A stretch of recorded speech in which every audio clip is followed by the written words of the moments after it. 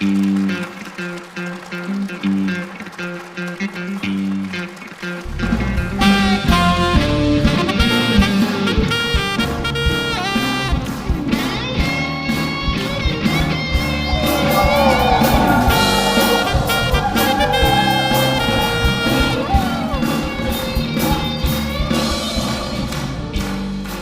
нууцыг мэдхийг хүсвэл энэ цагийн Игэл Баатруудтай танилцахыг хүсвэл хүсэл мөрөөдөл нь биелсэн хэн нэгний догтлыг харахыг хүсвэл Нямгаргийн үдэш Шингээ шоутай хамт байгаарай.